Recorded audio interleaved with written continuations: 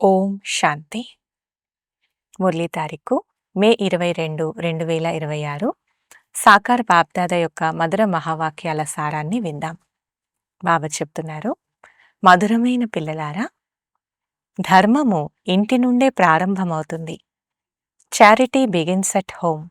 అనగా ఎవరైతే దేవీ దేవతా ధర్మం వారై ఉంటారో, శివుని లేక దేవతల పూజారులై ఉంటారో వారికి మొట్టమొదట జ్ఞానమివ్వండి. ప్రశ్న: తండ్రి చేయు ఏ కర్తవ్యాన్ని మనుష్యులెవ్వరూ చేయలేరు, ఎందుకు? జవాబు: పూర్తి విశ్వంలో శాంతి స్థాపన చేసే కర్తవ్యం ఒక్క తండ్రిదే. మనుష్యులు విశ్వంలో శాంతి స్థాపన చేయలేరు, ఎందుకంటే అందరూ వికారులుగానే ఉన్నారు. తండ్రిని తెలుసుకొని పవిత్రులైనప్పుడే శాంతి స్థాపన జరుగుతుంది. తండ్రిని తెలుసుకోనందున అనాథలైపోయారు. పాట: మర్నా తేరీ గలేమే, మీ ఒడిలోనే మరణించాలని. ధారణ కొరకు ముఖ్య సారం. మొదటి పాయింట్: ఒక్క తండ్రితో సత్యమైన ప్రీతి ఉంచుకొని సత్యమైన పాండవులుగా అవ్వాలి. మృత్యువు సమీపంలో నిల్చొని ఉంది కనుక పవిత్రంగా అయ్యి పవిత్ర ప్రపంచానికి అధికారులుగా అవ్వాలి. రెండోది, కామం మహాశత్రువు. ఇది ఆది మధ్యాంతాలు దుఃఖంనిస్తుంది. దానిపై విజయం పొంది పావనంగా అవ్వాలి. స్మృతి ద్వారా వికారాల మలినాన్ని తొలగించి ఆత్మను స్వర్ణిమయుగ ఆత్మగా తయారు చేసుకోవాలి.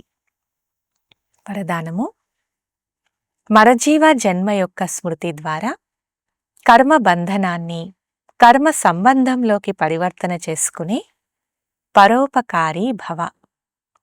వివరణ: లౌకిక కర్మబంధనాల సంబంధం ఇప్పుడు మరజీవ జన్మ కారణంగా శ్రీమతం యొక్క ఆధారంపై సేవ యొక్క సంబంధానికి ఆధారంగా అయింది. కర్మబంధనం కాదు, సేవ యొక్క సంబంధం.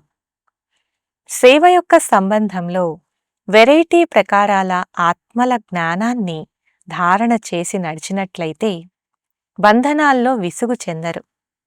కాని అతి పాపాత్మ అపకారి ఆత్మతో కూడా అసహ్యము లేక ఘృణకు బదులు దయాహృదయులుగా అయ్యి దయాభావన ఉంచి సేవ యొక్క సంబంధంగా భావించి సేవ చేసినట్లయితే ప్రసిద్ధమైన విశ్వ కళ్యాణి లేక పరోపకారి అని మహిమ చేయబడతారు.